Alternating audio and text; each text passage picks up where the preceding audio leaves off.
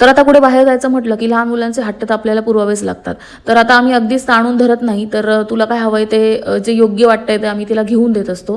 आणि त्यामुळे आज जास्तच लाडात आली शुभ्रा आणि त्याच्यामुळे आता आमच्या मागे लागले की आई हे घे, बाबा ते घ्या म्हणून. आता जो मी काल व्हिडिओ टाकला होता लाडूचा, तर तेच लाडूचं सामान आणण्यासाठी आज मी बाहेर गेलो होतो. पण झालं काय, तो व्हिडिओ मी आधी टाकला आणि हा व्हिडिओ मी आता उशिरा टाकते, अशी गडबड झाली.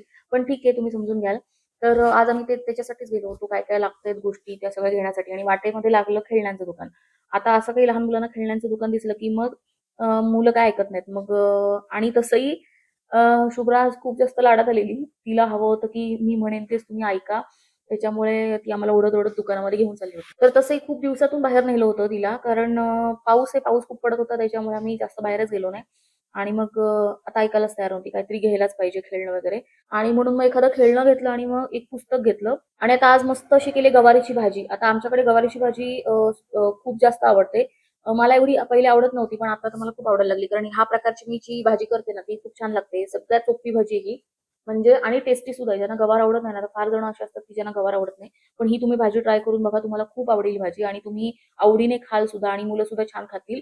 तर सगळ्यात आधी काय करायचं, बेसन घ्यायचं. बेसनामध्ये आपल्या ज्या मिसळण्याच्या डब्यामध्ये जे पण मसाले असतात ते घालायचे आणि जिरं घालायला विसरायचं नाही. जिऱ्यामुळे त्याला इतकी सुंदर चव येते ना, खूप छान लागतं. आणि पाणी घालून थोडंसं पाणी घालायचं, कारण बेसनाला जास्त पाणी लागत नाही. अगदी थोडंसं 1-2 चमचे पाणी घालून छान असं भिजवून घ्यायचं. म्हणजे त्याचा गोळा बनवून घ्यायचा असा घट्ट असा. पातळ नाही करायचा, कारण मग त्याचे गोळे तयार होणार नाहीत. तर घट्ट असा गोळा बनवून घ्यायचा आणि मग त्याचे गोळे बनवायचे छोटे-छोटे. जो आपल्याला शेप हवाय त्यामध्ये, पण मी तर शक्यतो गोल-गोलच गोळे बनवते. किंवा कधी-कधी अगदीच उशीर झाला असेल ना, तर नुसते असे तुकडे-तुकडे करून मी त्या भाजीमध्ये टाकून देते. तरी पण छान चव येते. पण डब्याला वगैरे, ऑफिसला वगैरे भाजी द्यायची असेल, तर मी त्याचे गोळे करून मात्र देते. तर ही भाजी तुम्ही नक्की ट्राय करा. खूप छान लागते भाजी, खूप छान लागते. जे गवारीची भाजी खात नसतील ना, ते आता आवडीने खातील ही भाजी ट्राय केल्यावर. तर इथेच सगळं सामान आणलं आणि आता हा आहे दुसरा दिवस. आणि सगळी तयारी मी एकीकडे करून ठेवत होते. तर आता इथे मी करून ठेवली खारकेची पावडर. तर खारीक पावडर करून ठेवली. ती पण करायला खूप जास्त वेळ लागला.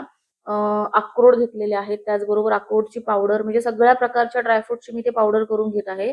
त्याचबरोबर जे मी काल तुम्हाला म्हणत होते हे ग्रीन सीड्स, मला नाव आठवत नाही, तर ते पंपकिन सीड्स आहेत. तर हे सुद्धा हे सुद्धा नुसते सुद्धा खायला छान लागतात आणि लाडूमध्ये तर छानच लागतात. त्याचबरोबर त्यानंतर इथे सनफ्लॉवर सीड्स आहेत आणि सगळ्या सगळ्या सीड्सची मी पावडर करून घेतली.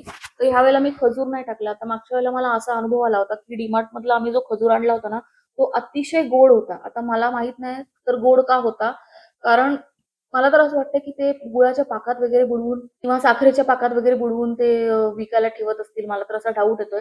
कारण खजूर इतका गोड कसा काय? त्याचं जे आवरण आहे ना बाहेरचं, ते एवढं गोड नसतं.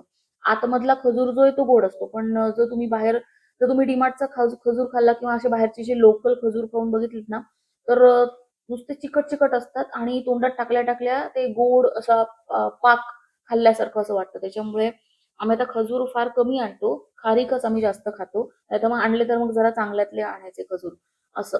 तर आता इथे एक तयारी करून घेते मी. सगळ्या सीड्सची पावडर करून घेतली, खारकीची पावडर करून घेतली, गूळ चिरून घेतला. गूळ चिरणं पण एक डोक्याला ह्याचं काम आहे, कारण गूळ चांगल्यातलाच मी वापरला होता. ऑर्गॅनिक जो गूळ असतो, आमच्याच बाजूला एक आहे दुकान, त्यांच्याकडे सगळं शेतातलं जसं पिकलेलं असतं, दुकानामध्ये असतं.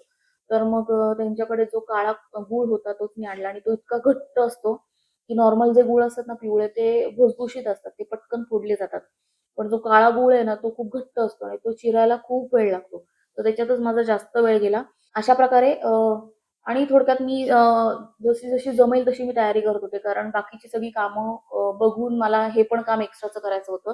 त्याच्यामुळे आज 2-2 तास, उद्या 2 तास असे लाडूचं मी काम करत होते. तर फायनली लाडू झाले आणि खूप छान झाले.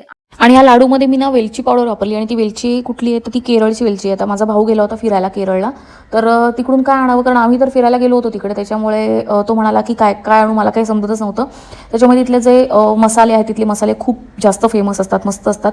मग त्यांनी तिथली भरपूर अशी वेलची आणली. ती आणि ती वेलची इतकी मस्त, इतकी स्ट्रॉंग आहे, म्हणजे थोडीशी जरी वापरली तरी त्याचा खूप जास्त स्ट्रॉंग वास येतोय. आणि आता इथे बघा इडलीचं पीठ मस्त असं भिजलेलं आहे. आता हे काय झालं, हे रात्री भिजलेलं आहे पीठ आणि खरं तर मला हे दुसऱ्या दिवशी ह्याची इडली करायची आहे. म्हणून मी आता फ्रीजमध्ये ठेवते आणि मस्तपैकी पीठ आंबलेलं आहे. आता उद्या सकाळ-सकाळ नाश्त्याला ह्याच्या इडल्या होणार आहेत. तर अशा प्रकारे होता आजचा दिवस. खरं तर हे 2 दिवसांचा व्हिडिओ हा. तुम्हाला कसा वाटला? आवडला असेल तर लाईक करा, शेअर करा आणि कमेंट करा. Thank you.